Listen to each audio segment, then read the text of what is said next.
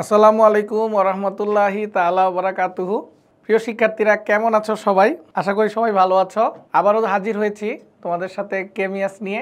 কেমিয়াসের physics cycle 2 এর 3 number live ক্লাসটিতে তোমাদের সবাইকে স্বাগতম। আজকে নিউটনিয়ান বলবিদ্যার আরেকটি চমকপ্রদ টপিক 2D সংঘর্ষ নিয়ে তোমাদের সাথে কথা হবে। আর সময় পেলে ইনশাআল্লাহ ঘর্ষণের স্টার্টিংও করব, যেটা ইনশাআল্লাহ আগামী ক্লাসে আমরা এন্ডিংয়ে যাব। সেই ক্ষেত্রে তোমরা কে কোথায় ক্লাস করছো আমাকে একটু জানিয়ে দাও, এবং আজকের ক্লাসে যদি ভিডিও ঠিক থাকে এবং স্পষ্ট তোমরা শুনতে পাও আমাকে জানাও। আশা করি বুঝতে পারছো। আজকের লেকচারে আমরা তোমাদের সাথে কথা বলবো টু ডাইমেনশনাল সংঘর্ষ নিয়ে। তো এই 2 ডাইমেনশনাল সংঘর্ষ আমরা চেষ্টা করব পুরোটা ক্লিয়ার করতে। তোমরা কি আমাকে শুনতে পাচ্ছ কিনা একটু জানিয়ে দাও, এবং ভিডিও দেখতে প্রবলেম হলে সেটাও জানাও। সবাই শুনতে পাচ্ছ? তাহলে চলো বিসমিল্লাহ বলে আমরা শুরু করি। প্রথমেই তোমাদের ছোট্ট একটা টপিক সম্পর্কে আন্ডারস্ট্যান্ডিং দিয়ে আমরা আমাদের ক্লাসটা শুরু করতে চাই। 2D সংঘর্ষ বিষয়টা কি আসলে? একমাত্রিক সংঘর্ষ যেগুলো ছিল এতদিন পর্যন্ত তোমরা শিখেছো, একমাত্রিক সংঘর্ষ হচ্ছে সেই সংঘর্ষ যারা সংঘর্ষের আগে পরে একটা লাইন বরাবরই ছিল। একটু যদি মনে করিয়ে দিই তোমাদেরকে, এই দুইটা বস্তুর মধ্যে মনে করলে সংঘর্ষ হবে। M1 ভরের একটা বস্তু U1 বেগে চলছিল, M2 ভরের একটি বস্তু U2 বেগে চলছিল। এদের সাথে যদি এরা পরস্পরের সাথে যদি সংঘর্ষে লিপ্ত হয় এবং সংঘর্ষের পরে যদি তারা কি করে বলতো, আগের লাইন বরাবরই চলে, অর্থাৎ M1 এবং M2 এই দুটি বস্তু যদি V1 এবং V2 বেগে আগে যেই বরাবর চলছিল এখন ঠিক সেই বরাবরই চলে, তাইলে এটাকে আমরা নাম দিয়েছি কি বলতো, একমাত্রিক সংঘর্ষ। অর্থাৎ সংঘর্ষের আগে এবং পরে তাদের কি হয়নি বলতো, ক্রিয়া রেখার কোনো পরিবর্তন হয়নি, একটা রেখা বরাবরই কাজ করছে। এজন্য এটার নাম দিয়েছি আমরা কি বলতো, একমাত্রিক সংঘর্ষ। যদি দুইটা বস্তুর সংঘর্ষের আগে এবং সংঘর্ষের পরে যদি একই রেখা বরাবর চলে থাকে সেই সংঘর্ষের নাম হচ্ছে একমাত্রিক সংঘর্ষ। দেখো এখানে M1 ভরের বস্তু U1 বেগে চলছিল, M2 ভরের বস্তু U2 বেগে যেই লাইন বরাবর চলছিল সংঘর্ষের পর একই লাইন বরাবর চলছে, তখন আমরা বুঝে নেব এটা একমাত্রিক সংঘর্ষ। কিন্তু যদি এমন হয় বাচ্চারা, এই উদ্দীপকটার দিকে একটু নজর দাও, এখানে A একটি বস্তু রয়েছে, B আরেকটি বস্তু রয়েছে। এই B বস্তুটার আদিবেগটা 0 অর্থাৎ সেই স্থির, আর A বস্তুটা x অক্ষ বরাবর গতিশীল। কিন্তু সংঘর্ষ ঘটার পর দেখো, যেই ক্রিয়ারেখা বরাবর এই বস্তুটা গতিশীল ছিল তার সাথে একটা কোণ তৈরি করে এই বস্তুটা চলে গেছে। তাইলে যেহেতু এটা একটা কোণ তৈরি করে শেষ বেগ তৈরি করেছে, সেহেতু আমরা বলতে পারি সেটা আর একটা রেখার মধ্যে সীমাবদ্ধ নাই, সেটা একটা তলের মধ্যে সীমাবদ্ধ হয়ে গেল। সেজন্য এটার নাম হচ্ছে দ্বিমাত্রিক সংঘর্ষ। প্রিয় বাচ্চারা, সংঘর্ষ ত্রিমাত্রিকও হতে পারে। একটা বোম যাচ্ছিল, হঠাৎ করে যদি বোমটা ফেটে যায় তাহলে সেই ক্ষেত্রে সে কিন্তু 3 ডাইমেনশনাল স্পেসের মধ্যে ছড়িয়ে যাবে। সেই সংঘর্ষগুলো কিন্তু 3 ডাইমেনশনাল সংঘর্ষও হতে পারে। তাহলে সেই ক্ষেত্রে আমরা এত কিছু নিয়ে যদি কথা না বলি, একটু তোমাকে বোঝানোর চেষ্টা করি। যদি কখনো সংঘর্ষের আগে অথবা পরে কোনো কোণের কেরামতি থাকে, যদি কোনো কোণ দেয়া থাকে, তখন তুমি বুঝে নিবে এই সংঘর্ষটা দ্বিমাত্রিক। আর যদি কোনো কোণ না থাকে, একটা রেখা বরাবরই থাকে, সেই ক্ষেত্রে এটা হবে কি বলতো, একমাত্রিক। এখানে আরেকটা বিষয় তোমাদেরকে আমি একটু বুঝিয়ে বলি। এতদিন পর্যন্ত তুমি এই টাইপের এক ধরনের সংঘর্ষ দেখেছ। মনে করো একটা বস্তু পূর্ব দিক থেকে আসছে, আরেকটা বস্তু পশ্চিম দিক থেকে আসছে। তাহলে পূর্ব থেকে পশ্চিমে বা পশ্চিম থেকে পূর্ব দিক দিয়ে যখন একে বস্তু অপরের বিপরীত দিক থেকে পরস্পরের সাথে আসছে, তখন কি হবে বলতো, তখন এদের মধ্যে যে সংঘর্ষ হবে, তাহলে দেখো সংঘর্ষটার আগে বা পরে সে একটা লাইন বরাবর বা লাইন মেনটেন করে আসছিল।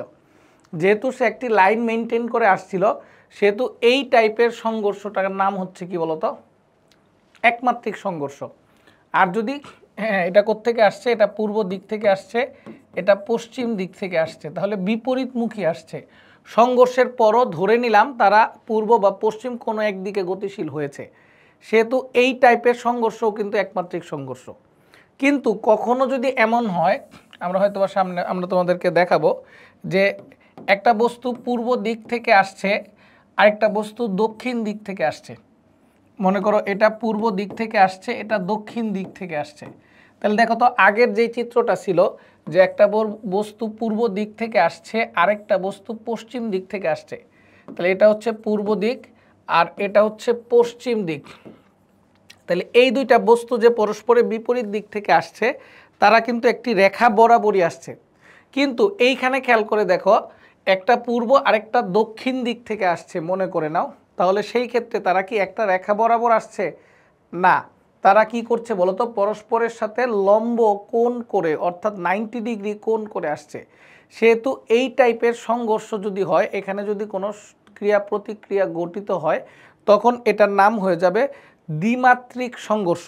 তাহলে আমি আবার বলি বাচ্চারা, যদি কখনো দুটি বস্তুর মধ্যে এমনভাবে সংঘর্ষ হয়, যদি কখনো দুটি বস্তুর মধ্যে এমনভাবে সংঘর্ষ হয় যে সংঘর্ষের আগে এবং সংঘর্ষের পরে তারা কি করে বলতো, একটি রেখা মেনটেন করে একটা লাইন বরাবর চলে, তখন তার নাম হবে একমাত্রিক সংঘর্ষ।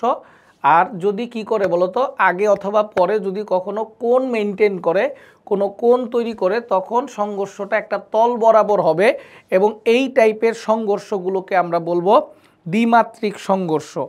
আশা করি তোমরা আমার কথা বুঝেছো প্রিয় বাচ্চারা। যদি কোনো কনফিউশন থাকে আমাকে একটু কমেন্ট করো, আমাকে একটু বলে দাও। আর যদি কনফিউশন না থাকে তাহলে আমরা কন্টিনিউ করতে চাই। হ্যাঁ, অনেকেই বলছো কোনো কনফিউশন নেই, তাহলে চলো এগিয়ে যেতে চাই আমরা। একটু চিন্তা করে বলো আমাকে, যদি একটা বস্তু একটা রেখা বরাবর চলে তাহলে তার ভরবেগ সংরক্ষিত থাকবে। আমরা জানি সংঘর্ষ সংগঠিত হতে হলে ক্রিয়া প্রতিক্রিয়া প্রয়োজন। আমরা জানি দুটি বস্তুর মধ্যে যদি ক্রিয়া প্রতিক্রিয়া ছাড়া অন্য কোনো বল কাজ না করে, তখন তাদের মধ্যে কি হয় বলতো, সংঘর্ষ হয়। সংঘর্ষ হলে ভরবেগ সংরক্ষিত থাকবেই, গতিশক্তি সংরক্ষিত থাকতেও পারে, নাও থাকতে পারে। ঠিক একই রকমভাবে এইখানে আমরা যেই টাইপের সংঘর্ষের কথা তোমাদেরকে বলছিলাম, সেই টাইপের সংঘর্ষের ক্ষেত্রে অবশ্যই ভরবেগ সংরক্ষিত থাকবে। কিন্তু যেহেতু দুটি বস্তু, যদি আমরা একটু চিত্র দিয়ে দেখাই তোমাদেরকে, মনে করলা m1 ভরের বস্তু u1 বেগে আনুভূমিকের সাথে θ1 কোণ করে আসছে, m2 ভরের বস্তু u2 বেগে আনুভূমিকের সাথে θ2 কোণ করে আসছে। তাহলে একটা θ1 কোণ করে এসেছে, আরেকটা θ2 কোণ করে আসছে, তাদের মধ্যে সংঘর্ষ ঘটল। সংঘর্ষ ঘটার পর m1 ভরের বস্তুটি v1 বেগে φ1 কোণ করে চলে গেল। একই রকমভাবে m2 ভরের বস্তুটি যদি u2 বেগে সংঘর্ষে লিপ্ত হয় এবং সেটা যদি কি করে বলতো, φ2 কোণ করে v2 বেগ নিয়ে সামনের দিকে অগ্রসর হয়, তাহলে একটু চিন্তা করে আমাকে বলো যে এই যে দুইটা বস্তুর মধ্যে আমরা সংঘর্ষ দেখছি, এই দুইটা বস্তু সংঘর্ষের আগেও কোণ করেছে, সংঘর্ষের পরেও কোণ করেছে, তাহলে সেইটা কিন্তু কি নাই বলতো, একটি রেখা বরাবর তাদের সংঘর্ষ সীমাবদ্ধ নাই। তাহলে যেহেতু তাদের সংঘর্ষ একটি রেখা বরাবর সীমাবদ্ধ নাই, এই টাইপের সংঘর্ষের নাম হচ্ছে দ্বিমাত্রিক সংঘর্ষ। আমরা এখানে ইকুয়েশন সলভ করার জন্য দুইটা কোণই দেখিয়েছি। এমন হতে পারে সংঘর্ষের আগে কোণ করে নাই কিন্তু সংঘর্ষের পরে কোণ করেছে, আবার এমনও হতে পারে যে সংঘর্ষের পরে কোণ করেছে কিন্তু সংঘর্ষের আগে কোণ করেছে কিন্তু পরে কোণ করে নাই, আনুভূমিক বরাবর চলছে, তারপরেও কিন্তু আগে বা পরে যখনই কোণ দেওয়া থাকুক না কেন এটা একটি দ্বিমাত্রিক সংঘর্ষ। তাহলে এই দ্বিমাত্রিক সংঘর্ষে যদি আমি তোমাদেরকে জানতে চাই, এই দ্বিমাত্রিক সংঘর্ষে ভরবেগের সংরক্ষণ চাই, তোমরা যদি কেউ ভরবেগের সংরক্ষণ সূত্রটা জানো তাহলে আমার সাথে একটু মিলিয়ে নাও। একাধিক বস্তুর মধ্যে যদি ক্রিয়া প্রতিক্রিয়া ছাড়া অন্য কোনো বল কাজ না করে তবে একটি নির্দিষ্ট দিকে, একাধিক বস্তুর মধ্যে ক্রিয়া প্রতিক্রিয়া ছাড়া যদি অন্য কোনো বল কাজ না করে তবে একটি নির্দিষ্ট দিকে তাদের মোট ভরবেগ পরিবর্তন হবে না। তাহলে ভাষাটা কি ছিল, একটা নির্দিষ্ট দিকে। একটু চিন্তা করে বলো, এই m1 ভরের বস্তুর আদি বেগ আছে, m1 ভরের বস্তুর শেষ বেগও আছে, কিন্তু আদি বেগের ডাইরেকশন আর শেষ বেগের ডাইরেকশন কিন্তু এক নয়। যেহেতু আদি বেগ এবং শেষ বেগের ডাইরেকশন এক নয়, তাহলে সেই ক্ষেত্রে আমরা কি বরাবর তার ভরবেগ সংরক্ষিত আছে বলে ধরে নিব? বলতে পারো আমাকে,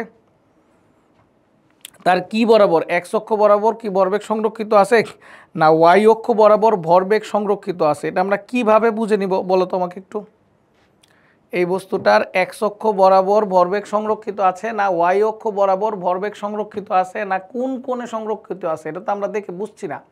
সেই ক্ষেত্রে এই টাইপের কনসেপ্টে যেহেতু ভরবেগ সংরক্ষিত থাকবে একটা নির্দিষ্ট ডাইরেকশন বরাবর, একটা লাইন বরাবর, সেই ক্ষেত্রে এখানে থিটা কোণ করে ভরবেগ সংরক্ষিত থাকার কোনো ওয়ে নাই, কোনো ঠিকানা নাই। তাহলে সেই ক্ষেত্রে আমরা যেই কাজটা করব সেটা হচ্ছে তার ভরবেগকে দুইটা এক্সিসে আমরা সীমাবদ্ধ করে নিব বা উপাংশে ভাগ করে নিব। অর্থাৎ দুইটা বস্তুরই এক্স অক্ষ বরাবর ভরবেগের সংরক্ষণ চিন্তা করব, আবার এই দুইটা বস্তুরই ওয়াই অক্ষ বরাবর ভরবেগের সংরক্ষণ চিন্তা করব। যেহেতু ভরবেগ একটি ভেক্টর রাশি, সেহেতু ডাইরেকশন ফিক্স করতে হবে। তাহলে এই দ্বিমাত্রিক সংঘর্ষের ক্ষেত্রে ভরবেগও দুইটা মাত্রায়, অর্থাৎ কি এক্স অক্ষ বরাবর এবং ওয়াই অক্ষ বরাবর এই দুইটা ডাইরেকশনই সংরক্ষিত থাকবে। সেজন্য এক্স অক্ষ বরাবর ভরবেগের সংরক্ষণ বের করব, ওয়াই অক্ষ বরাবর ভরবেগের সংরক্ষণ বের করব। এক্স অক্ষ এবং ওয়াই অক্ষ বরাবর দুইটা বরাবরই সে ভরবেগ সংরক্ষিত করে রাখবে। অর্থাৎ সবগুলি ভরবেগকে এক্স অক্ষ বরাবর নিয়ে যাব, আবার এই সবগুলি ভরবেগকেই ওয়াই অক্ষ বরাবর নিয়ে যাব। এক্স অক্ষ বরাবর ভরবেগের সংরক্ষণ পাবো, ওয়াই অক্ষ বরাবর আমরা কি পাবো? ভরবেগের সংরক্ষণ পাবো। যারা ভেক্টর শিখেছো তারা তো অবশ্যই জানো কিভাবে এই টাইপের সূত্রগুলো করতে হয়। তাহলে আমরা যদি চিন্তা করি এই ভরবেগ এক্স অক্ষ বরাবর সংরক্ষিত করব, এক্স অক্ষ বরাবর ভরবেগকে সংরক্ষিত করব, তাহলে চিন্তা করো কিভাবে সম্ভব। চিন্তা করো, তাহলে এই ইউ1 বেগটাকে আনুভূমিকের সাথে যখন থিটা 1 কোণ করলো, তাহলে এক্স অক্ষ বরাবর তার উপাংশটা কি হবে বলো তো? m1 u1 cos theta 1 plus এই v2 হ্যাঁ, তাহলে আদি বেগটা কি বলতো? m2 ভরের বস্তুটার আদি বেগ কত বলতো? u2। তাহলে u2 এক্স অক্ষের সাথে কত কোণ করেছে বলতো? থিটা 2 কোণ করেছে। তাহলে m2 u2 cos থিটা 2, অর্থাৎ প্রথম বস্তুর আদি ভরবেগ প্লাস দ্বিতীয় বস্তুর এক্স অক্ষ বরাবর আদি ভরবেগ যোগ করলাম। সেম জিনিসটা শেষ বেগের ক্ষেত্রেও করব আমরা। m1 ভরের বস্তু v1 বেগে cos থিটা 1, একই রকমভাবে m2 ভরের বস্তু, একই রকমভাবে m2 ভরের বস্তু v2 বেগে, একই রকমভাবে m2 ভরের বস্তু, একই রকমভাবে m2 ভরের বস্তু, একই রকমভাবে m2 ভরের বস্তু কত বেগে বলতো? m2 v2 cos, এটা তো থিটা না বাবারা, এটা হচ্ছে ফাই ছিল, হ্যাঁ সরি, কারণ এই যে v1 বেগটা ফাই কোণ করেছে। তাহলে m1 v1 cos phi 1 plus m2 v2 cos phi 2। তাহলে এক্স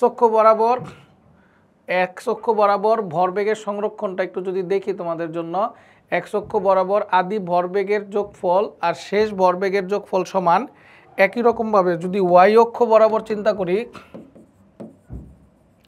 ওয়াই অক্ষ বরাবর চিন্তা করি, তাহলে কি হয় বলো তো? জাস্ট এই কজের জায়গায় কি লাগাই দিব বলো তো? সাইন লাগাই দিব। তাহলে কি হবে বলো তো? m1 u1 sine theta 1 plus m2 u2 sine theta 2, m1 v1 sine phi 1 plus m2 v2 sine phi 2। তাহলে এক্স অক্ষ বরাবর এবং ওয়াই অক্ষ বরাবর ভরবেগ সংরক্ষিত হলো। তাইলে দ্বিমাত্রিক সংঘর্ষে, একমাত্রিক সংঘর্ষে যেমন শুধু এক্স অক্ষ যেমন শুধু একটা মাত্র সংরক্ষণ থাকে ভরবেগ, কিন্তু দ্বিমাত্রিক সংঘর্ষের ক্ষেত্রে সবগুলোর ভরবেগ এক্স অক্ষ বরাবর নিব, আবার এই সবগুলোর ভরবেগ ওয়াই অক্ষ বরাবর নিব।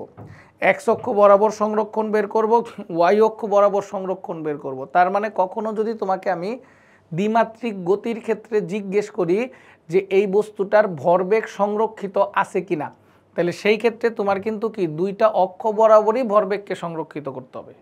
ঠিক একই রকমভাবে যদি আমি জিজ্ঞেস করি তোমাকে এই বস্তুটার গতি শক্তি সংরক্ষিত আছে কিনা, তাহলে গতি শক্তির সংরক্ষণ কি হবে?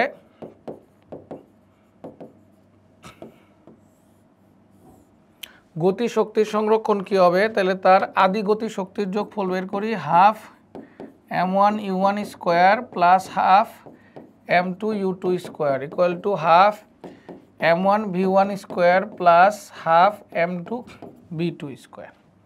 তাহলে গতি শক্তি কিন্তু কি কোনো ডাইরেকশন নাই। তাহলে আমরা কি জানি, তোমাদেরকে শিখিয়েছি কি বলতো, যেহেতু বেগের ডাইরেকশন হয়, ভরবেগের ডাইরেকশন হয়, অর্থাৎ তারা কি ভেক্টর রাশি, সেহেতু তাদের দুইটা অক্ষ বরাবরই দেখাতে হবে। কিন্তু গতি শক্তি কি বলতো, শুধুমাত্র গতি শক্তি কি বলতো, শুধুমাত্র কি বরাবর বলতো, এক্স অক্ষ না ওয়াই অক্ষ না, গতি শক্তির কোনো অক্ষ ব্যবস্থা নাই, কারণ সে হচ্ছে কি রাশি বলতো, ভেক্টর রাশি না, স্কেলার রাশি। তাহলে সেই ক্ষেত্রে গতি শক্তির সংরক্ষণ একটাই। তাইলে দ্বিমাত্রিক সংঘর্ষের ক্ষেত্রে গতি শক্তির সংরক্ষণ একটাই, কিন্তু ভরবেগের সংরক্ষণ কয়টা বলতো, দুইটা। একটা কি এক্স অক্ষ বরাবর, আরেকটা কি ওয়াই অক্ষ বরাবর। বাচ্চারা কি আমার কথা শুনতে পাচ্ছ? একটু জানিয়ে দাও তো, কোনো প্রবলেম হলে আমাকে জানাও। আশা করছি কোনো প্রবলেম নাই তোমাদের, আশা করছি কোনো প্রবলেম নেই। চলো এগিয়ে গেলাম, চলো এগিয়ে গেলাম। যেমন এই প্রশ্নটার দিকে একটু নজর দাও, কি প্রশ্ন করেছে আমাকে একটু বলো। আমাকে বলা হয়েছে, আমার কাছে দুইটা বস্তু দেয়া আছে, একটু খেয়াল করো। একটা কি বস্তু, এ বস্তু, আরেকটা বি বস্তু। এ বস্তুর আদি বেগ আছে, বি বস্তুর আদি বেগ আছে।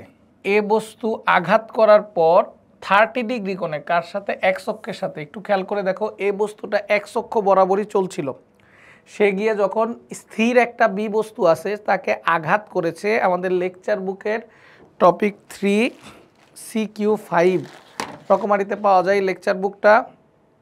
তোমরা চাইলে আমাদের এখান থেকে, আমাদের পেজ থেকেও কিনে নিতে পারবে। তাহলে সেই ক্ষেত্রে এক্স অক্ষ বরাবর যখন দুইটা বস্তু গতিশীল হয়েছিল, এক্স অক্ষ বরাবর বি বিন্দুতে একটা তো স্থির ছিল, তাকে গিয়ে আঘাত করছে। আঘাত করার পর এ বস্তুটা আনুভূমিকের সাথে 30 ডিগ্রি কোণ করে চলে গেছে। যেহেতু কোণের রেফারেন্স আসলো, যেহেতু কোণের কথাবার্তা আসলো, সেহেতু বুঝে নিতে হবে এটা হচ্ছে একটা কি বলতো, দ্বিমাত্রিক সংঘর্ষ। তাহলে এই ক্ষেত্রে আমাকে প্রশ্ন করা হয়েছে, সংঘর্ষের পর বি বস্তুটির বেগের দিক নির্ণয় করো। তাহলে সংঘর্ষের পর বি বস্তুটার বেগের দিক নির্ণয় করতে চাই আমরা। তাহলে সংঘর্ষের পর যদি বি বস্তুটার বেগের ডাইরেকশন নির্ণয় করতে চাই, তাইলে সেই ক্ষেত্রে আমরা জানি এটা কয় মাত্রিক সংঘর্ষ, দুই মাত্রিক সংঘর্ষ। সেটা আমরা ফার্স্টে এক্স অক্ষ বরাবর চিন্তা করি।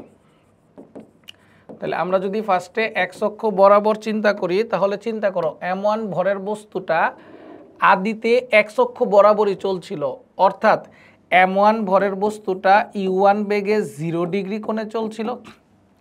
একই রকমভাবে m2 বস্তুটা u2 বেগে এক্স অক্ষ বরাবর বসেছিল।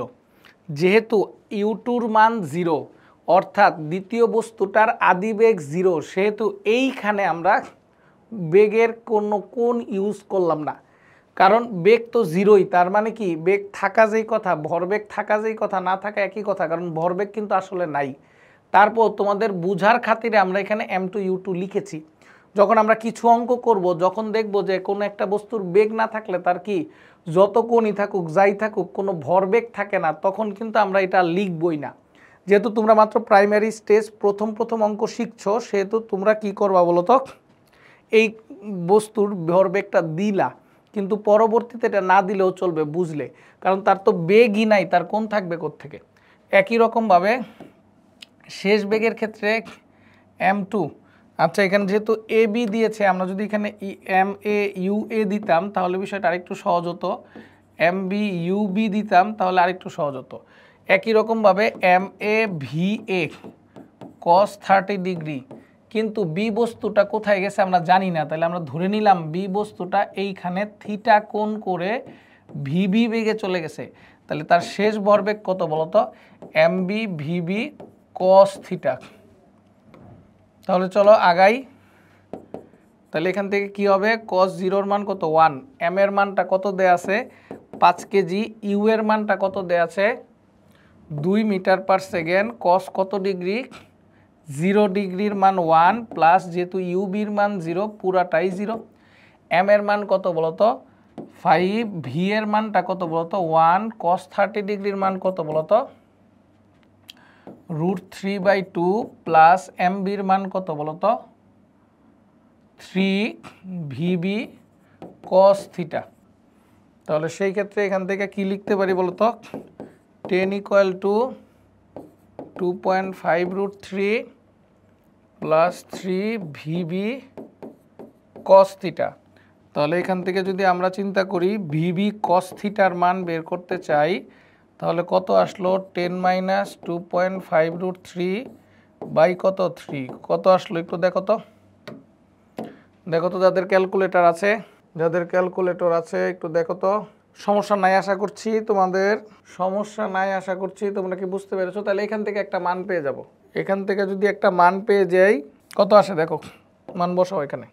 একই রকমভাবে 1.8889 গুড 1.8889 এটা 1 নম্বর সমীকরণ ধরলাম। একই রকমভাবে আমরা যদি কি করি বলতো ওয়াই অক্ষ বরাবর চিন্তা করি, সেম প্রশ্নটাকে যদি আমরা ওয়াই অক্ষ বরাবর চিন্তা করি, আমরা তোমাদের শিখাইছিলাম ওয়াই অক্ষে এখানে যার মধ্যে খালি কজ লেখা আছে তার মধ্যে খালি সাইন লাগাই দিবা, তাইলেই কিন্তু ওয়াই অক্ষ বরাবর পেয়ে যাবা। অর্থাৎ আমরা যদি বলি তোমাকে M A U A sine 0 degree plus M B U B equal to, যেহেতু এখানে কোনো বেগ নাই কোণ লিখলাম না, M A V A sine 30 degree plus কত বলতো M B V B sine theta.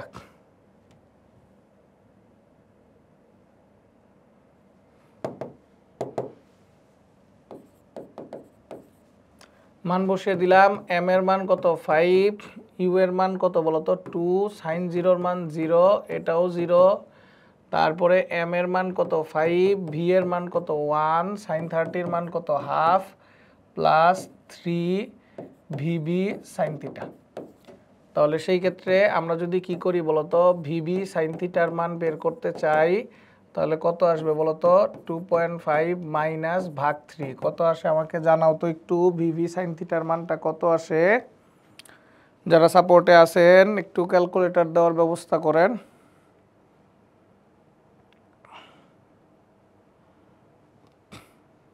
তাহলে কত আসে বলে ফেলো তো। 2.5কে আমি যদি 3 দিয়ে ভাগ দেই তাহলে -0.833। তাহলে এটাকে আমরা 2 নাম্বার সমীকরণ ধরলাম। আমাকে প্রশ্ন করা হয়েছে সংঘর্ষের পর বি বস্তুটির বেগের দিক নির্ণয় করো। তাহলে বি বস্তুটার বেগের যদি দিক নির্ণয় করতে চাই তাহলে 2 নাম্বার সমীকরণকে 1 নাম্বার সমীকরণ দিয়ে ভাগ দিলাম। তাহলে 2 নাম্বার সমীকরণকে যদি 1 নাম্বার সমীকরণ দিয়ে ভাগ দিই তাহলে ভিবি ভিবি কাটা থাকলো কি বলতো টেন থিটা। টেন থিটা সমান কত থাকলো -0.833 ভাগ কত বলেন তো 1.8889। তাহলে কত আসলো থিটার মানটা দেখো তো 10 ইনভার্স এইটা কত আসে বলো আমাকে, বলে ফেলো তো কত আসে একটু বলে ফেলো তো। আসে না -23 ডিগ্রি। মাইনাস দিয়ে কি বোঝাচ্ছে একটা উপরে যাচ্ছে আর একটা নিচে যাচ্ছে, এটা দিয়ে বোঝাচ্ছে। আচ্ছা কখনো যদি আমরা তোমাদেরকে যদিও এখানে বলে নাই ঘ নাম্বারে লাগবে, কারণ ঘ নাম্বারে বলছে সংঘর্ষটা স্থিতিস্থাপক কিনা।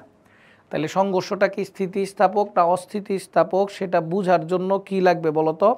সেটা বোঝার জন্য সংঘর্ষটা কি স্থিতিস্থাপক না অস্থিতিস্থাপক সেটা বোঝার জন্য ভিবি লাগবে। তাহলে এই ভিবি লাগতে হইলে তখন কি লাগবে বলো তো, এই যে 1 আর 2কে বর্গ করে যোগ করতে পারি অথবা এই থিটার মানটা যে কোনো একটা সমীকরণে বসিয়ে দিতে পারি, তাইলেই ভিবি পাওয়া যাবে। তাহলে সেই ক্ষেত্রে ভিবির মানটা এমনি বের করতে পারি কত বলো তো। যদি এখান থেকেও দেখি আমরা, হ্যাঁ যদি এখান থেকে ভিবি থেকে এখান থেকে দেখি আর কোনো সমস্যা নেই। তাহলে ভিবির মানটা কত হইতে পারে বলো তো 1.8889 আর নিচে কত বলো তো কস থিটা। কস কত বলো তো কস 23 ডিগ্রি মাইনাস, হ্যাঁ কস -23 ডিগ্রি। তাহলে কত আসে দেখো তো। অথবা আরেকটা কাজ করতে পারি আমরা 1 আর 2কে বর্গ করে যোগ করে দিতে পারি। তাহলে 1 আর 2 কে যদি বর্গ করে যোগ করি তাহলে কি দাঁড়াবে বলো তো, বিবি স্কোয়ার ইন্টু কত sine square theta plus cos square theta. তাহলে সেটা কত, এই দুইটা বর্গ করে যোগ করে দিব। তাহলে ওইখান থেকে ভিবির মান বের করতে পারবো কিনা দেখো, বুঝছো কিনা দেখো। হ্যাঁ, তাহলে সেই ক্ষেত্রে গ নাম্বার কি করবা, গ নাম্বার একদম সহজ। এটা কি স্থিতিস্থাপক না অস্থিতিস্থাপক সেটা বোঝার জন্য কি করো বলো তো, half A U A square plus half M B U B square নিয়ে মান বসিয়ে দিব। একই রকমভাবে half M A V A square plus half M B V B square নিয়ে বর্গ করে মান বসিয়ে দিব। তাহলে এখান থেকে আমরা কি পেয়ে যাব বলো তো, এইখান থেকে হ্যাঁ 2.05 পাওয়া গেছে, 2.05 মিটার পার সেকেন্ড পাওয়া গেছে। তাহলে এখান থেকে মান বসিয়ে দিলে যদি দেখি সমান হয় তারপরে বুঝবো কি বলতো, এটা স্থিতিস্থাপক সংঘর্ষ। আর যদি দেখি সমান হয় না তখন আমরা বুঝবো এটা অস্থিতিস্থাপক সংঘর্ষ। প্রিয় বাচ্চারা, আশা করি আমার কথা বুঝতে পারছো। যারা ক্লাসে অংশগ্রহণ করেছো তারা আশা করছি আমাকে স্পষ্ট শুনতে পাচ্ছ।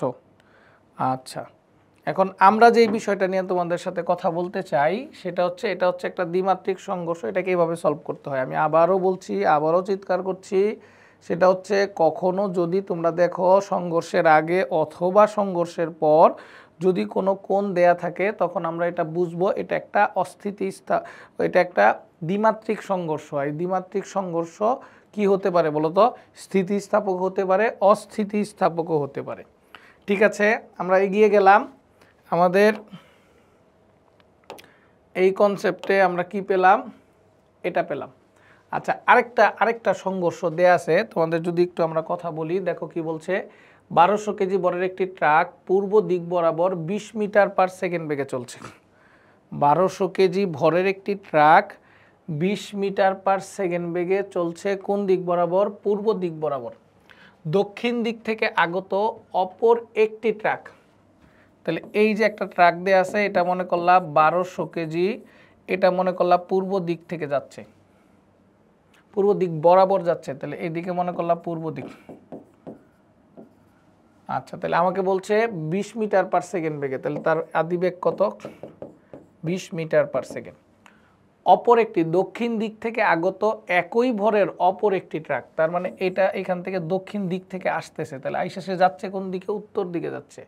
তাহলে এটা যদি দক্ষিণ দিক হয়, দেখি দক্ষিণ দিক হতে আগত একই ভরের, তাহলে এটা যদি দক্ষিণ দিক হয় তাহলে এটা মনে করলাম সাউথ।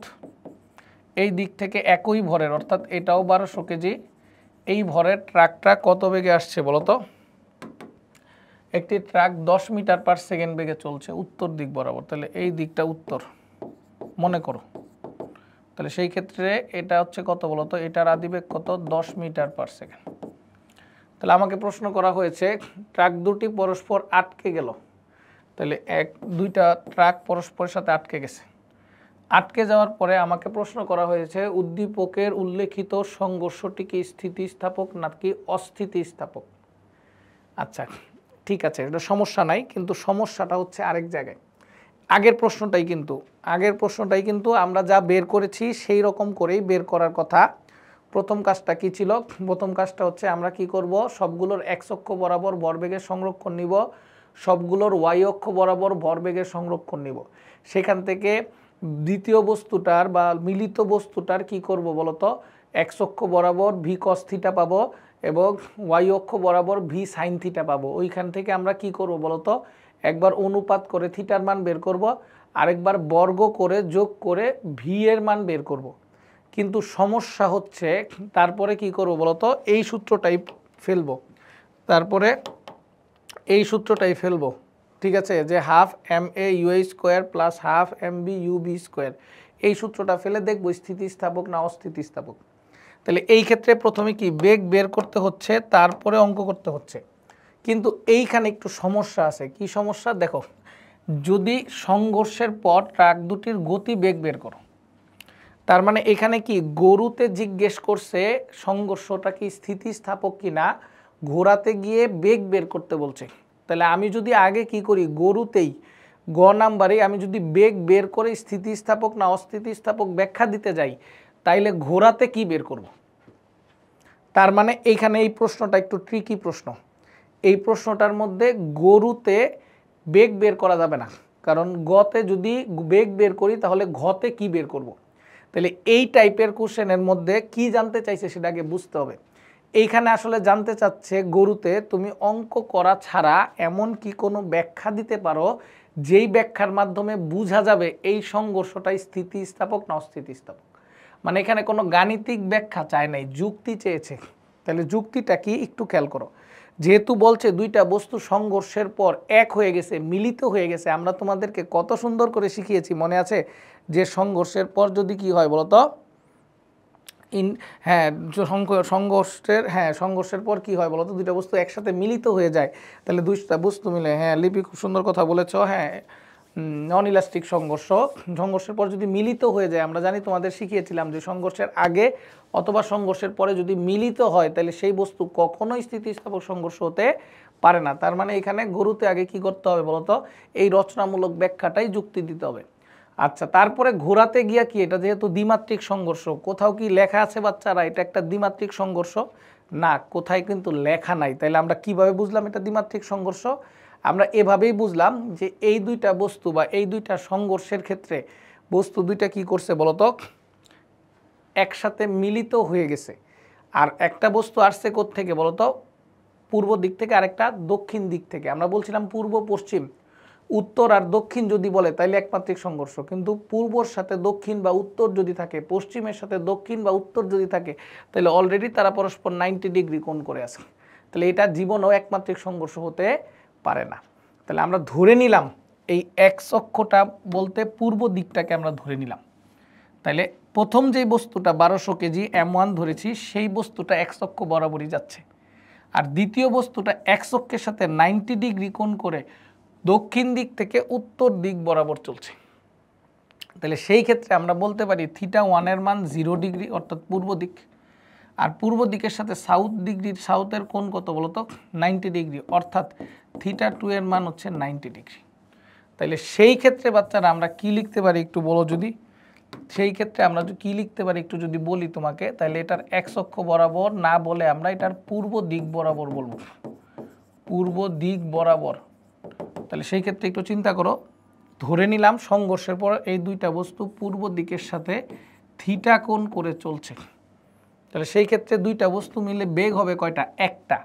তাহলে আমরা যদি চিন্তা করি m1 u1 cos 0 degree, m2 u2 cos 90 degree equal to m1 plus m2 into কত, v cos থিটা।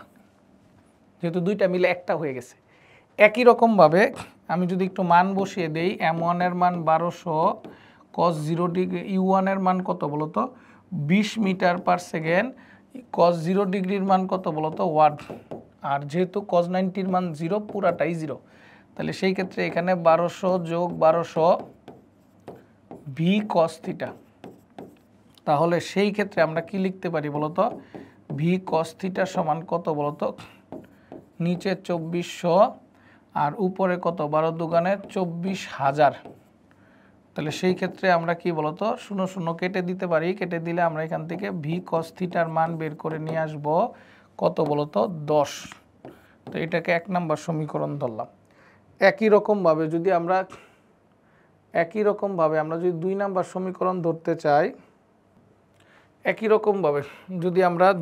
সমীকরণ ধরতে চাই, তাহলে পূর্ব দিকের সাথে কোণ করে কোন দিকে চিন্তা করব বলতো, দক্ষিণ দিকে চিন্তা করব আমরা।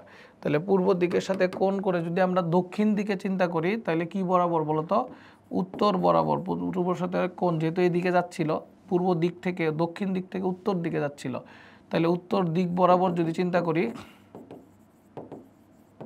তাহলে কি হয় বলতো, জাস্ট এই কজের জায়গায় সাইন হয়ে যাবে। তাহলে কি হবে, m1 u1 sine 0 degree plus m2 u2 sine 90 degree equal to m1 plus m2 into কত, v sine theta.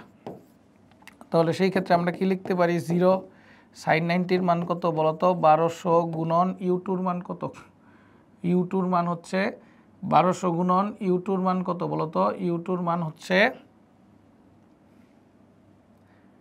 10 metre per second, ঠিক না? হ্যাঁ, গুণন কত বলো তো 1 ইকুয়াল টু 1200 প্লাস কত 1200 ইন্টু ভি সাইন থিটা। তাহলে সেই ক্ষেত্রে আমরা কি লিখতে পারি বলো তো? ভি সাইন থিটার মান কত? 12,000 ভাগ 2400। তো এটা কত আসে বলো তো আমাকে একটু? 12,000কে 2400 দিয়ে ভাগ করলে কত আসবে? 0.5 নাকি 5? এটা 2 নম্বর সমীকরণ। আর মনে হয় না করতে হবে। এখন আমরা কি করব বলো তো? 2কে 1 দিয়ে ভাগ দিব। তাইলে কি হয় বলো তো? টেন থিটার মান আসবে 5/10, তার মানে কত বলো তো? 0.5। তাহলে এখান থেকে থিটার মান বের করা যাবে। আর যদি কি করি, থিটার মান যে কোনো একটায় বসিয়ে দেই, তাহলে সেই ক্ষেত্রে ভি এর মান আসবে কি বলতো? যদি 5কেই ভাগ দেই তাহলে সাইন কত বলতো? হ্যাঁ, সাইন থিটা, সাইন থিটার মান 0.5। তাহলে কত হইল বলতো? 10 মিটার পার সেকেন্ড। আশা করি বুঝতে পেরেছ। 26.56 ডিগ্রি। হ্যাঁ, 26.56 ডিগ্রি। ক্লিয়ার? ক্লিয়ার? কোনো ইস্যু থাকলে বলো। তাহলে বাচ্চারা, আশা করছি তোমরা দ্বিমাত্রিক সংঘর্ষ নিয়ে ক্লিয়ার একটা আইডিয়া পেলে। তাইলে যদি কখনো দুইটা বস্তু সংঘর্ষের আগে অথবা সংঘর্ষের পরে যদি তারা কি হয় বলতো? তারা পরস্পরের সাথে মিলিত হয় এবং যদি কোনো কোণ তৈরি না করে, ঠিক আছে, মিলিত হোক না হোক, কোণ তৈরি না করে, তখন আমরা বুঝবো এটা একমাত্রিক সংঘর্ষ। আর যদি কখনো একটি কোণ তৈরি করে, তখন আমরা বুঝে নিব এটা হচ্ছে দ্বিমাত্রিক সংঘর্ষ। রাইট? ঠিক আছে, আশা করি কোনো প্রবলেম নাই, বুঝতে পেরেছো? আশা করি কোনো ইস্যু হওয়ার কথা না। এগিয়ে গেলাম বাচ্চারা। তাহলে দ্বিমাত্রিক সংঘর্ষ অনেক গুরুত্বপূর্ণ সংঘর্ষ। আসো, যেমন দেখো এইখানে কি বলা হয়েছে, আমার কাছে 2 কেজি 3 কেজি ভরের দুটি বস্তু 8.8 মিটার পার সেকেন্ড এবং 1.2 মিটার পার সেকেন্ড বেগে বিপরীত দিক থেকে এসে সংঘর্ষের পর মিলিত হয়ে একই দিকে নির্দিষ্ট দিকে চলতে লাগলো। সংযুক্ত বস্তুদ্বয়ের চূড়ান্ত বেগ কত? আশা করি তোমরা জানো এটা, যেহেতু মিলিত বস্তু। সূত্র কি হবে বলো তো? m1u1 প্লাস কত m2u2, এখানে m1 প্লাস m2। এখানে মনে রাখতে হবে u1 এর মান 8.8 মিটার পার সেকেন্ড আর u2 এর মান 1.2 মিটার পার সেকেন্ড। ক্লিয়ার? আচ্ছা, উক্ত সংঘর্ষ স্থিতিস্থাপক না অস্থিতিস্থাপক ক্যালকুলেশন করার আগেই আমরা বুঝতে পারছি এটা হচ্ছে একটা অস্থিতিস্থাপক সংঘর্ষ। তারপরও নিয়ম রক্ষার্থে এই কথা বললে আর 4 নাম্বার তো দিবে না, তাহলে সেই ক্ষেত্রে আমরা হাফ m1u1 স্কোয়ার প্লাস কত হাফ m2u2 স্কোয়ার, এখান থেকে একটা মান পাবো। তারপর এটা কি বলতো? আদি গতিশক্তির সমষ্টি। আর শেষের ক্ষেত্রে কি হবে? দুইটা যোগ করে আমরা যখন ভি স্কোয়ার করবো তখন একটা গতিশক্তি পাবো। অর্থাৎ আগের গতিশক্তির যোগফল পাবো, পরের গতিশক্তির যোগফল পাবো। যদি দেখি কি হয়, সমান হয়, তাহলে স্থিতিস্থাপক, সমান না হইলে অস্থিতিস্থাপক। সমান হওয়ার কোনো সম্ভাবনাই নাই, কারণ মিলিত বস্তু। আন্ডারস্ট্যান্ড? দেখছো সিলেট বোর্ড 2023 সালে এই প্রশ্নটা এসেছিল, অনেক সহজ প্রশ্ন ছিল, তাই না? ইয়েস, গুড, ভেরি গুড, সবাই বুঝছো। এগিয়ে যেতে চাই। দেখো এই প্রশ্নটার দিকে একটু নজর দাও। এখানে একটা এমসিকিউ প্রশ্ন আমাদের লেকচার বুকের, এখানে তোমরা হয়তো দেখতে পাচ্ছ স্লাইডগুলো যখন আমরা শেয়ার করব তখনও দেখতে পাবে। টপিক 3 এমসিকিউ 2 নাম্বারটা, এটা তোমরা অবশ্যই লেকচার বুকের সাথে মিলিয়ে পড়বে, তাহলে দেখবে সহজ হয়েছে। দেখো তো আমাকে কি প্রশ্ন করছে, একটি সবুজ বল ডান দিকে 3 মিটার পার সেকেন্ড বেগে চলছে, এটি বাম দিকে 2 মিটার পার সেকেন্ড বেগে গতিশীল একটি হলুদ বলকে আঘাত করে। তাহলে একটা যদি সবুজ বল নেই বাচ্চারা, তাহলে একটা সবুজ বল কি করতেছে, ডান দিকে 3 মিটার পার সেকেন্ড বেগে যাচ্ছিল, আর বাম দিকে গতিশীল একটা কি বল বলতো? হলুদ বল। বাম দিকে গতিশীল একটা হলুদ বল মনে করলা, কত বেগে গতিশীল? 2 মিটার পার সেকেন্ড বেগে গতিশীল একটি হলুদ বলকে আঘাত করে। উভয় বলের ভর সমান। দেখছো নি, গুরুত্বপূর্ণ একটা তথ্য দিয়েছে, উভয় বলের ভর সমান এবং সংঘর্ষকে স্থিতিস্থাপক বিবেচনা করা হয়েছে। তাহলে নিচের কোন বিবৃতিটি সঠিক? তোমাদের কি মনে পড়ে বাচ্চারা? আমরা তোমাদেরকে বলেছিলাম যদি স্থিতিস্থাপক সংঘর্ষ হয় এবং দুইটা বস্তুর ভর সমান হয়, তাহলে আদি বেগ এক্সচেঞ্জ করলে শেষ বেগ হয়ে যাবে। তার মানে সবুজ বলের এখন বেগ যেটা সেটা হলুদ বলের হয়ে যাবে, আর হলুদ বলের এখন যেটা বেগ সেটা সবুজ বলের হয়ে যাবে। অর্থাৎ সবুজ বল এখন কি করতেছে, ডান দিকে 3 মিটার পার সেকেন্ড বেগে চলে, তাইলে সংঘর্ষের পরে কি হবে, সবুজ বলটা বাম দিকে 2 মিটার পার সেকেন্ড বেগে চলবে, আর হলুদ যেই বলটা আছে, হলুদ বলটা কি করবে বলতো, এই যে ডান দিকে কি করে বলতো 3 মিটার পার সেকেন্ড বেগে চলবে। কারণ আমরা জানি যদি দুইটা বস্তুর ভর সমান হয় তাহলে আদি বেগ এক্সচেঞ্জ করলে শেষ বেগ হবে। তাহলে অ্যান্সারটা কোনটা হবে বলতো, সবুজ বলের বেগ হবে 2 মিটার পার সেকেন্ড বাম দিকে, আর হলুদ বলের বেগ হবে 3 মিটার পার সেকেন্ড ডান দিকে। আশা করি বুঝতে পেরেছ। ক্লিয়ার ক্লিয়ার, সবাইকে আমার কথা বুঝেছ? না বুঝলে জানিয়ে দাও, না বুঝলে জানিয়ে দাও। সবাইকে আমার কথা বুঝতে পারছ? ওকে, চলো এগিয়ে গেলাম। আসো দেখো এই প্রশ্নটার দিকে একটু নজর দাও। চিত্রে দুটি অভিন্ন গোলক দেখানো আছে। আচ্ছা, এক্স আর ওয়াই দুইটা অভিন্ন গোলক দেখানো আছে। আমাকে প্রশ্ন করা হয়েছে এই দুইটা অভিন্ন গোলকটি ভি বেগে সরাসরি ওয়াই গোলকের দিকে গতিশীল। তাহলে এক্স গোলকটা ভি বেগে ওয়াই গোলকের দিকে গতিশীল, আর ওয়াই গোলকটা স্থির অবস্থায় আছে, তার মানে এটার আদি বেগ 0। তাহলে আমাকে বলছে গোলক দুটির উপর স্থিতিস্থাপক সংঘর্ষ হয়। তাহলে বাচ্চারা অভিন্ন গোলক বলছে মানে কি দুইটার ভর সমান।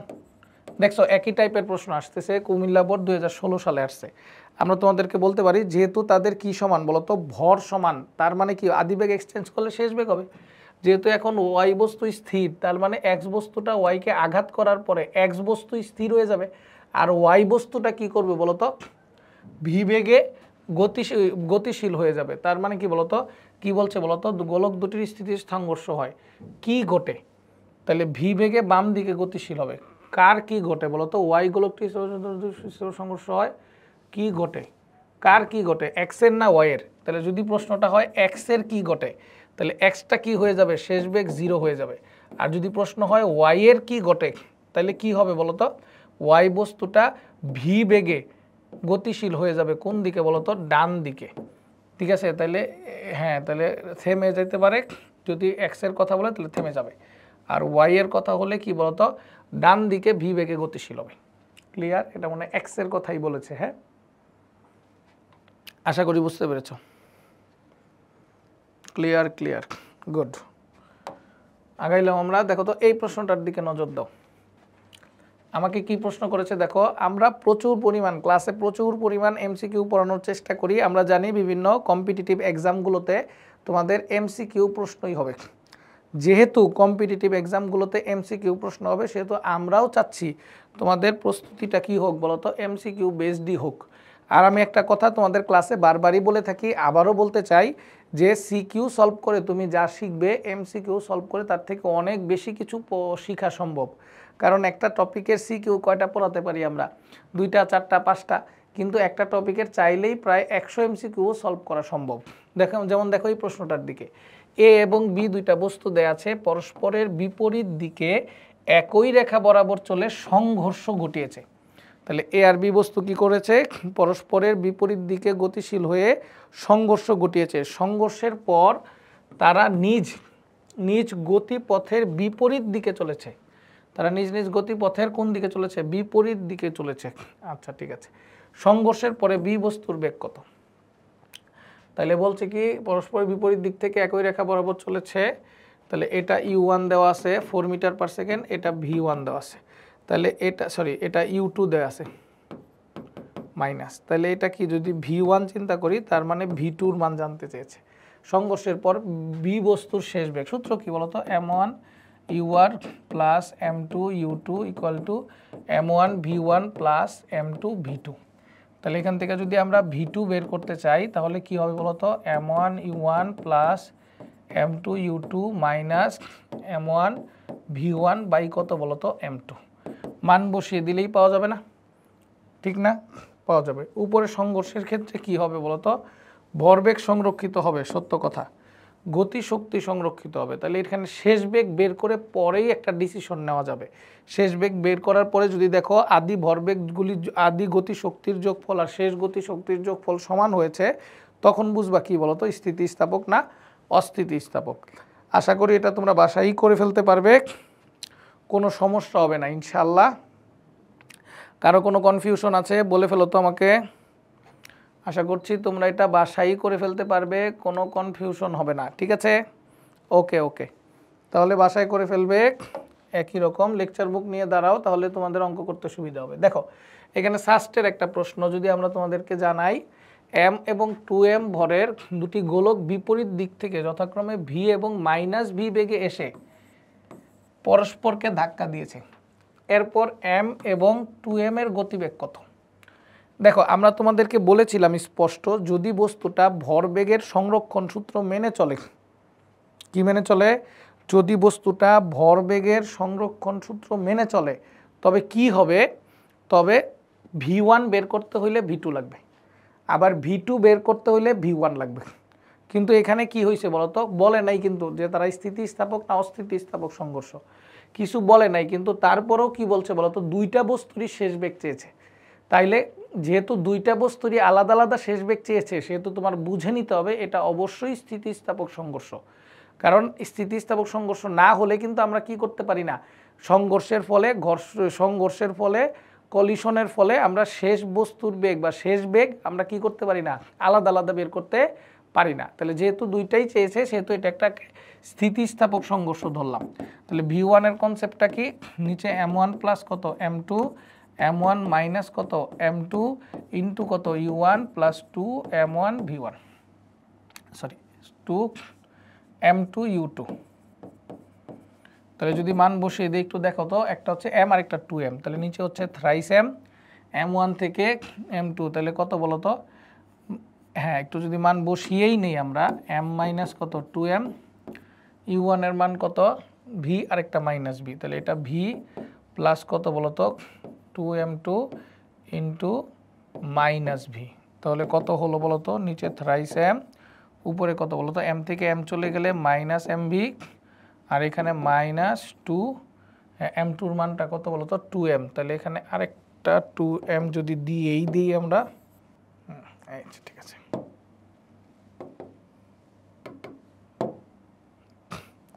এখানে যদি আমরা কি করি বলতো, হ্যাঁ 2m যদি দিয়েই দেই, 2m যদি দিয়েই দেই, তাহলে 2 দোকানে কত বলতো? 4mv, তাহলে এখানে কত থাকলো বলতো? উপরে কত মাইনাস 5mv আর নিচে কত থ্রাইস m, তো mm কি কাটা, তাহলে কি থাকলো বলতো? মাইনাস 5v বাই কত 3, মাইনাস 5v বাই 3। আচ্ছা এখনও পিকচার শেষ হয় নাই, কারণ দুই জায়গায় মাইনাস 5v বাই 3 আছে। আমি মনে করেছি একটা বের করলেই অ্যান্সার দিয়ে দেওয়া যাবে। আচ্ছা তাহলে v2 বের করতে হবে, ঠিক আছে? তাহলে যদি v2 বের করতে চাও, সূত্র কি? ওই আগের সূত্রটাই বসিয়ে দেই। v2 ইকুয়াল টু সূত্র কি বলতো? একটা কত বলতো m আর একটা কত বলতো 2m, তারপরে কি বলতো 2m মাইনাস কত m ইন্টু কি বলতো মাইনাস v প্লাস কত বলতো 2m ইন্টু কত বলতো v, তাহলে কি থাকলো? নিচে থ্রাইস m, উপরে কত m মাইনাস v প্লাস কত বলতো 2mv, তাহলে উপরে কত থাকলো বলতো? 1 থাকলো 1/3v, তাহলে কি হবে? 1/3v, তার মানে খালা হবে অ্যান্সার। আশা করি বুঝতে পেরেছো। বুঝেছো কিনা একটু জানাও তো আমাকে, বুঝেছো কিনা একটু জানাও তো আমাকে, বুঝেছে কিনা একটু জানাও তো আমাকে। শুধু মান বসিয়েছি, খালি এখানে স্পষ্ট বোঝার চেষ্টা করেছি এটা হচ্ছে একটা কি স্থিতিস্থাপক সংঘর্ষ। নাকি তো সংঘর্ষ রিলেটেড আর কি আছে? 40-60 কেজি ভরের দুটি বস্তু পরস্পরের বিপরীত দিক থেকে এত এত বেগে গতিশীল, ধাক্কা দেওয়ার পর বস্তু যদি একসাথে যুক্ত হয়ে চলতে থাকলো, এটা কত বেগে চললো? এটা কোনো অঙ্কের কাতারে পরে বলে ফেলো তো, এখন তোমরা তো নিজেই জানো। নিচে কি হবে? m1 প্লাস m2, তার মানে 40 প্লাস কত বলো তো 60, উপরে কি হবে বলো তো? 40কে 10 দিয়ে গুণ দিব প্লাস 60কে মাইনাস 5 দিয়ে গুণ দিব, মাইনাস 5 দিয়ে গুণ দিব, তাহলে কত হবে? নিচে 100, উপরে এখানে কত 400 মাইনাস 5 6 30, 300, তার মানে কি বলতো 1। ডান ডান ডান ডান, বুঝছো কিনা একটু জানাও তো কেউ। Good good, very good. পাউরুটি বিস্কুট। ঘর্ষণ আজকে আর শুরু করতে চাই না, আজকে যা শিখেছি তাই। আমরা আজকে দ্বিমাত্রিক গতি নিয়ে কাজ করেছি, ঘর্ষণ শিখাইলাম না। হ্যাঁ, আমরা আজকে সবচেয়ে গুরুত্বপূর্ণ গতি তোমাদের দ্বিমাত্রিক গতি শিখিয়েছি, ঠিক আছে। দ্বিমাত্রিক গতি থেকে আমরা তোমাদেরকে জানিয়েছি কিভাবে কি করতে হয় বলো তো, দ্বিমাত্রিক গতি নিয়ে কাজ করতে হয়। দ্বিমাত্রিক গতি শিখিয়েছি আমরা তোমাদেরকে জানিয়েছি কিভাবে দ্বিমাত্রিক গতি নিয়ে কাজ করতে হয়। হ্যাঁ, তোমাদের সাথে স্লাইড শেয়ার করবো, তো এটা যদি একটু না থাকে ভালো লাগবে না। ঠিক আছে, ওকে। দ্বিমাত্রিক সংঘর্ষ, ঠিক আছে। তাহলে আজকে আমরা দ্বিমাত্রিক সংঘর্ষ বললাম। তোমরা তো অবশ্যই জানো, তোমাদের সাথে আমাদের আগেও কমিটমেন্ট ছিল, মনে আছে কিনা আমি জানি না। তোমাদের সাথে কমিটমেন্ট ছিল আমরা তোমাদেরকে গিফট দিব, মনে আছে তোমাদের সাথে কমিটমেন্ট আছে। আমাদের আজকের যে পরীক্ষা হলো সেই পরীক্ষায় আমরা তোমাদেরকে কি করব বলো তো, 2টা গিফট দিব, 2টা খাতা গিফট করব। গত পরীক্ষায় যে কিশোর গিফট পেয়েছো তুমি অফিসে যোগাযোগ করো, সে অফিসে যোগাযোগ করে নোটবুক কালেক্ট করার ব্যবস্থা করো, অথবা আমরাই তোমার সাথে যোগাযোগ করব।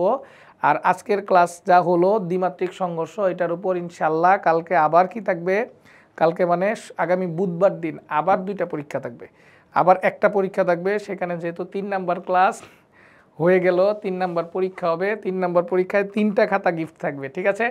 1 নম্বর পরীক্ষায় 1টা খাতা ছিল, 2 নম্বর পরীক্ষায় 2টা খাতা, 3 নম্বর পরীক্ষায় 3টা নোটবুক, হ্যাঁ আমাদের গিফট থাকবে, ঠিক আছে। তাহলে আজকে এই পর্যন্তই। যারা তোমরা আমাদের পেইড ব্যাচে ভর্তি হয়েছ তোমাদেরকে আমরা একটা সলভ ক্লাস দিব টপিক 1 to 3 উপর। তোমাদের সাথে আমরা একটা সলভ ক্লাস নিব, জুম সেশন, সেটা লাইভ হবে না, জুম ক্লাস হবে, সেটা লাইভ হবে না। আমরা শুধু থিওরি ক্লাসগুলো লাইভ করার চেষ্টা করছি। জুম ক্লাসটা হবে হচ্ছে তোমাদের সাথে আমরা বৃহস্পতিবার, আগামী বৃহস্পতিবার আমরা জুম ক্লাস নিব। সেটা কয়টায় বলো তো, সেটা নিব হচ্ছে রাত 8টায়। যারা আমাদের সাথে অনলাইন ব্যাচের মধ্যে পেইড ব্যাচের মধ্যে যুক্ত হয়েছ, যারা পেইড ব্যাচে যুক্ত হয়েছ তাদের জন্য এই ক্লাস। আর তোমাদের নেক্সট ক্লাসটা ঘর্ষণের উপর নিব আমরা। নেক্সট ক্লাস হচ্ছে কি বার বলো তো, বুধবার, ঠিক আছে। নেক্সট ক্লাস বুধবার, শুধু ঘর্ষণের উপর নিব। ঘর্ষণের সব খুঁটিনাটি যা আছে সব শিখাই দিব। আর যারা আমাদের পেইড ব্যাচে ভর্তি হয়েছ, ঠিক আছে, কেউ যদি ভর্তি হতে চাও, হ্যাঁ আমাদের কমেন্টে লিঙ্ক দেওয়া আছে, লিঙ্ক দেখে ভর্তি হতে পারবে, অথবা আমাদের সাথে যোগাযোগ করে ভর্তি হতে পারবে।